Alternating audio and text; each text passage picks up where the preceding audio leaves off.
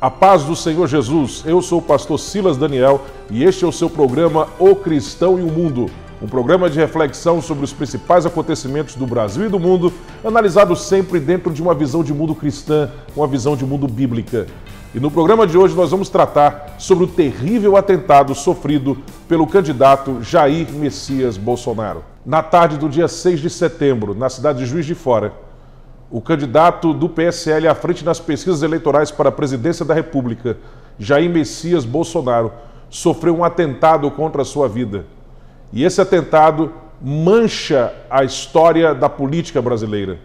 Ele foi um atentado não só contra a vida do candidato, mas, sobretudo, contra a democracia.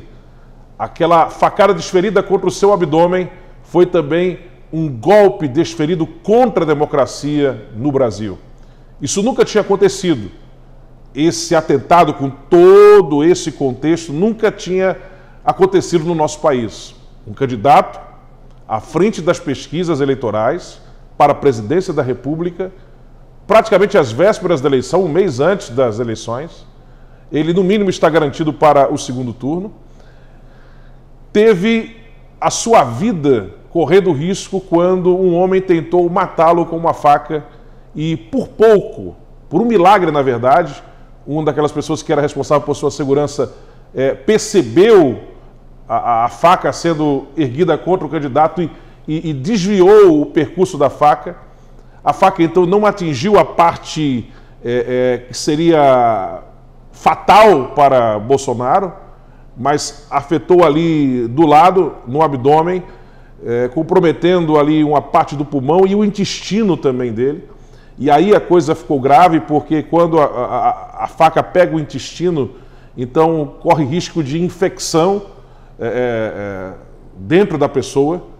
E ele foi levado às pressas para o hospital, todos viram isso. E por uma providência divina ele estava bem perto do hospital e rapidamente os médicos fizeram seu serviço com extrema qualidade e ele ainda está vivo. Passou por uma nova cirurgia recentemente e a previsão é que ele passe de 10 a 15 dias ainda no hospital para poder se recuperar e dificilmente ele participará dos debates, não só no primeiro turno, que é impossível ele participar, como também no segundo turno por causa dessa segunda cirurgia.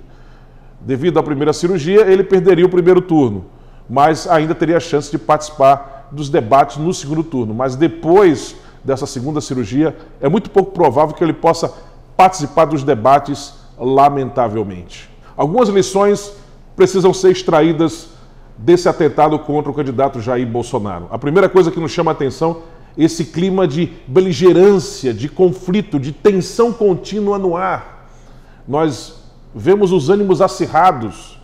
Nunca antes a gente tinha visto um clima tão acirrado na eleição eleitoral como nós estamos vendo agora, quando pela primeira vez um candidato com um perfil conservador tem a possibilidade de assumir a presidência da República.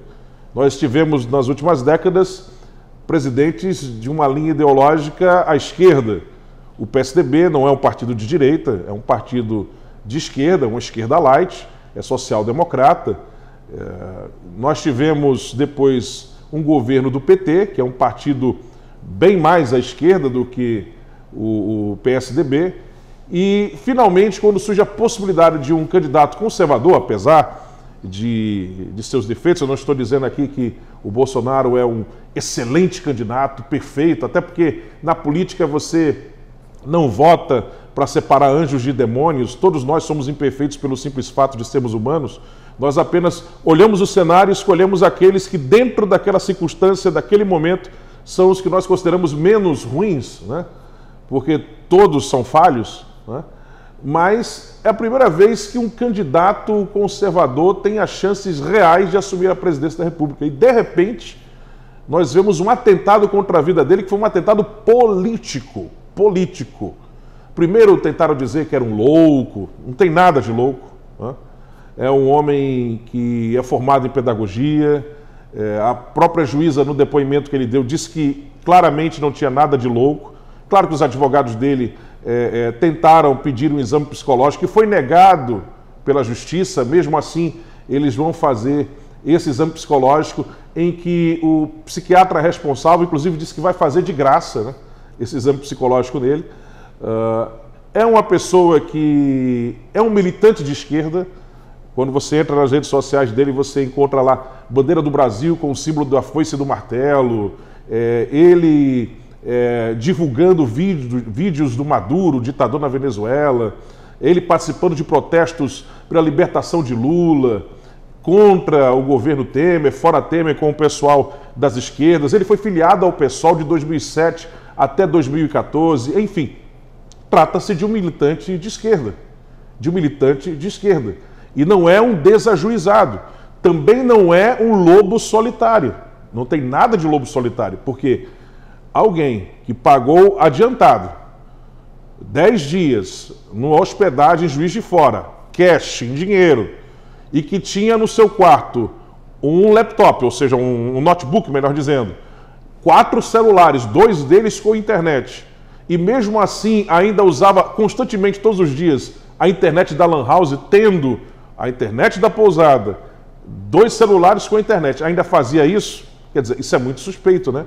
E ele viajou para Santa Catarina, diz ele que trabalhou lá em Santa Catarina nesse período que esteve lá, mas ele esteve lá visitando a escola de tiro da qual participam os filhos do Bolsonaro, quer dizer, acompanhou o Bolsonaro em alguns dos seus percursos, aparentemente.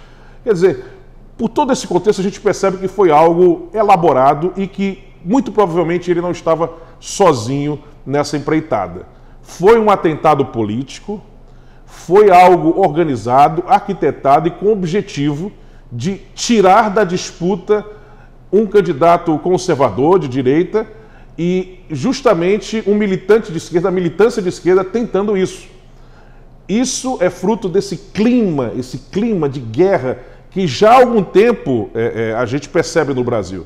Durante o governo do PT, por exemplo, o presidente Lula chegou a falar de nós contra eles, dizer que havia uma divisão no Brasil e que é um fla-flu, e ele começou a incentivar essa disputa. Por exemplo, ele falava que havia uma disputa entre Nordeste e Sudeste, entre Norte e Sul. Ele falou sobre a necessidade de você extirpar determinados partidos do Brasil. Ele chegou a nomear um partido, inclusive um de seus discursos, né, foi o DEM, né, antigo PFL, que hoje é chamado de DEM, ou Democratas, né, e, enfim, foi se criando um clima que na última eleição já era acirrado, né, e que nessa eleição agora chegou ao seu clímax, ao seu ápice. E a gente tem que parar para refletir muito sobre isso que está acontecendo no Brasil nesses últimos dias. É absurdo que muita gente tente, inclusive na imprensa, colocar a culpa pelo que aconteceu na vítima. Meu Deus do céu! Por mais que o Bolsonaro tenha aquele jeito dele um tanto grosso, muitas vezes, ele não é uma pessoa refinada, sofisticada, não, mas ele é uma pessoa simples que fala diretamente. Ele é diferente do político tradicional, porque o político tradicional normalmente usa as palavras para esconder o que pensa. E geralmente Bolsonaro fala o que dá na telha, o que está passando pela mente dele, no coração, ele vai e fala, né? E às vezes ele até se prejudica por causa disso, porque quando você faz isso, quando você não escolhe bem as palavras, quando você fala de cabeça quente, e olha que ele é muito provocado, né? E tem um temperamento quente, e acaba saindo algumas coisas que depois ele vai se arrepender, né? Mas ele parece ser uma pessoa honesta, nunca esteve envolvido em nenhum caso de corrupção, mas justamente por defender bandeiras conservadoras, né? Podemos até não gostar de algumas propostas dele, isso é normal, mas no geral ele defende bandeiras conservadoras que até nós evangélicos defendemos também, né? Por exemplo, ele é contra o aborto, contra a ideologia de gênero, contra a legalização das drogas, ele é a favor também da Embaixada do Brasil em Israel ser transferida para Jerusalém, aliás, é o único candidato que defende isso. Por todos esses fatores, ele tem uma simpatia de grande parte dos evangélicos. Inclusive, pesquisas mostram que a maior parte dos evangélicos está apoiando o Bolsonaro para presidente. Bem, mas você pode discordar dele, como disse, por outros fatores, pelo próprio jeitão dele, aquela coisa toda. Mas não é verdade, como a mídia tem batido há meses, que ele seja misógino, fascista, racista, xenófobo. Tudo isso aí é forçação de barra. Quando você vai ver quando essas coisas começaram a ser construídas lá atrás, por exemplo, aquele episódio do CQC que deu a origem a essa coisa de que ele seria racista, e foi aquela gravação que foi editada, não dá tempo de falar isso aqui, mas depois você pode pesquisar, né? Bolsonaro participou de uma entrevista, onde a Preta Gil fazia as perguntas, e aí, na hora que ele deu a resposta a uma pergunta, né, eles, na edição que foi ao ar no programa, colocaram uma outra pergunta com aquela resposta dele para uma pergunta anterior. E aí, da forma como a coisa foi colocada, parecia que ele estava dizendo que ficaria infeliz se seus filhos casassem com negras. Quer dizer, é algo racista, uma declaração racista. Sendo que a pergunta que foi feita não foi essa, a pergunta original. Mas eles editaram para ficar assim, para comprometer ele. Que foi o que ele fez, acionou a justiça, pediu a fita original, e aí o pessoal do CQC, o Marcelo Tais, falou na oportunidade que perdemos a fita, gravamos alguma coisa por cima lá, não dá para ver a fita original. E foi daquele episódio que surgiu a história de que ele seria racista. Mais recentemente teve aquele discurso dele lá para uma plateia de judeus aqui no Brasil sobre os quilombolas. Quando ele falou que queria transformar os quilombolas, era o desejo dele de transformar os quilombolas nos kibbutz lá de Israel, para que os quilombolas, em vez de ficar naquela letargia, sem ter perspectiva, esperança de crescer, se desenvolver, eles se tornassem microempresários, produzindo com a sua terra, vendendo, ganhando dinheiro, prosperando, avançando. E aí ele falou, a situação deles hoje é triste, eles estão ali parados naquela letargia, alguns até obesos, engordando. Aí ele usa aquela expressão das arrobas, né? E fala, alguns ali eu acho que não tem nem mais apetite sexual para ter filhos. Quer dizer, foi uma declaração infeliz. Mas ele estava falando no sentido de ajudar os quilombolas, inclusive ele tem apoio dos quilombolas, né? Mas aquilo ali foi usado fora de contexto para dizer que ele era racista. Assim como também aquele episódio com a Maria do Rosário, quando o Champinha havia estuprado e matado umas moças, e então, diante daquele contexto, o Bolsonaro entrou com um projeto para que houvesse uma baixa na maioridade penal, né? E também ele estava pedindo a castração química de estupradores. Estupradores que quisessem diminuir a sua pena, eles teriam que aceitar, se quisessem diminuir a sua pena, a castração química. Justamente química para que a pessoa não sinta dor, né? E, obviamente, ele está fazendo isso em resposta àquela coisa absurda que foi feita, né? Um champinho menor de idade que estuprou e assassinou aquelas moças, né? Ele teve comparsas também naquela empreitada maligna. E ele estava dando uma entrevista à Rede TV sobre esse assunto, quando de repente invade a entrevista quem? A Maria do Rosário, que é contra baixar a maioridade penal. E estava, no caso ali, naquele contexto ali, em favor do Champinha, né, do estuprador. E naquela discussão acalorada que eles tiveram lá, onde ela chega gritando, onde ela chega esbaforida sobre ele, ela do nada chama ele de estuprador. E ele o quê? E fica chocado com aquela fala lá, e cabeça quente como ele é, então ele diz aquela frase. Se fosse estuprador, você não merecia ser estuprado. Querendo dizer que ela não tinha atributos físicos que chamassem a atenção para que fosse estuprado. Enfim, foi uma fala absolutamente absurda, né? Mas dizer que ele é misógino, racista, não. Isso aí não é verdade. Mas a mídia bate direto, de manhã, de tarde, de noite. Chama ele de homofóbico. Homofóbico por quê? Porque ele se levantou contra o kit gay para crianças a partir de 6 anos de idade nas escolas públicas. Ele é contra a ideologia de gênero, então ele é homofóbico, né? Ele é racista, quer dizer, seria por causa desse episódio que eu acabei de relatar aqui, que quando você vê o contexto, vê que não tem nada de racismo. Ele tem sim aquele jeitão, ele não se expressa como eu gostaria que ele se expressasse, né? Ele tem aquela cabeça quente, mas ele é autêntico e, enfim, o Bolsonaro tem defeitos, né? Mas dizer que ele é racista, que ele é xenófobo, que ele é homofóbico, isso aí não é verdade. Mas a mídia, que defende bandeiras que são contrárias ao que ele defende, né, defende a ideologia de gênero, né? Defende a legalização do aborto, enfim, essas coisas todas que o Bolsonaro é contra, né? E que nós evangélicos também somos.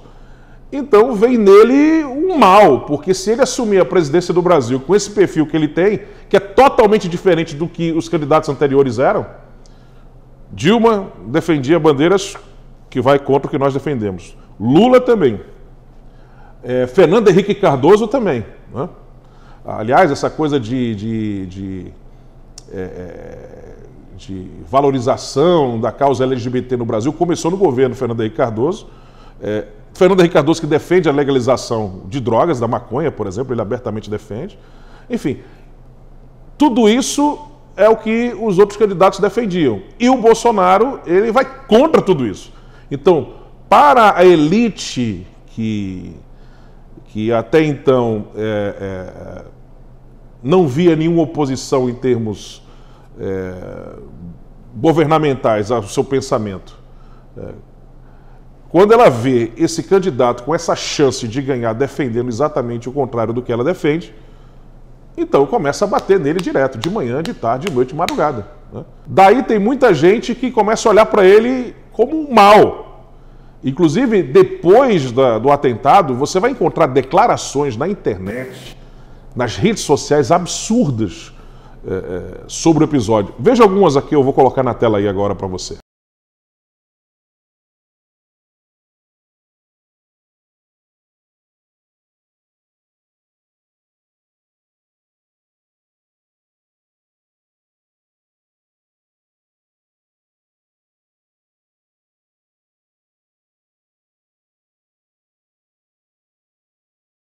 Outra coisa, falam que o discurso forte do Bolsonaro é um discurso de ódio.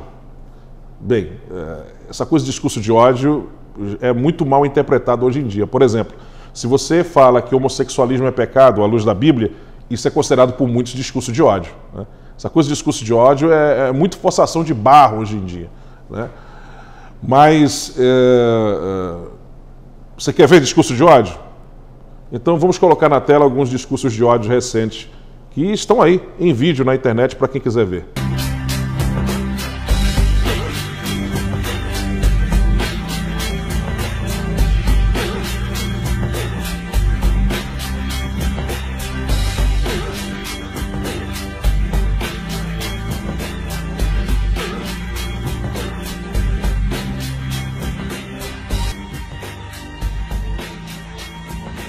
É porque eu odeio a classe média. A classe média é o atraso de vida. A classe média é a estupidez. É o que tem de reacionário, conservador, ignorante, petulante, arrogante, terrorista. É uma coisa fora do comum a classe média. E que isso implica agora, nesse momento, ir para as ruas entrincheirados com arma na mão se tentarem derrubar a presidenta Dilma Rousseff.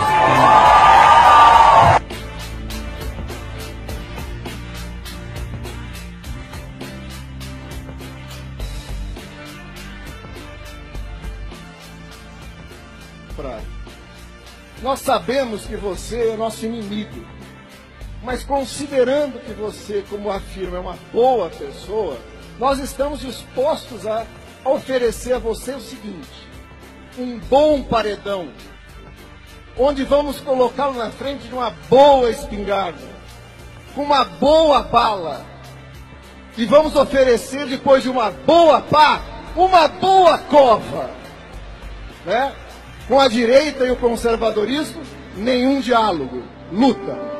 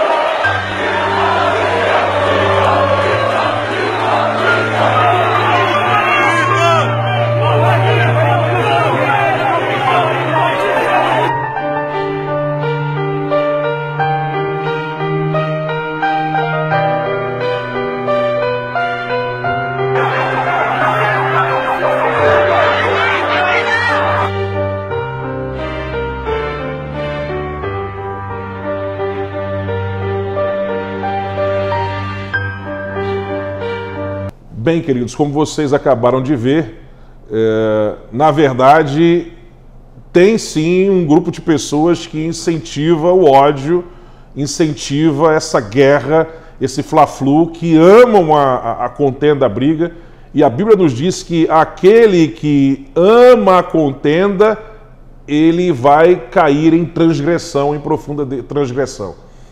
E nós não somos desse tipo. A Bíblia nos diz que bem-aventurados, felizes são os pacificadores. Aqueles que seguem os princípios do reino de Deus, eles não promovem a guerra, eles não são beligerantes. Quando atacados no conflito, sim, eles se defendem, mas eles não são promotores da guerra.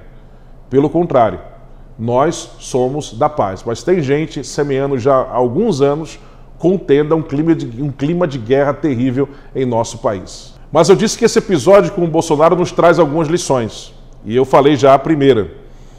A segunda lição e última, para a gente encerrar o programa, nós poderíamos falar de muitas outras coisas, mas eu quero terminar aqui, é que o Brasil está num momento crucial de sua história, um momento nevrálgico, tenso e precisa muito de nossas orações.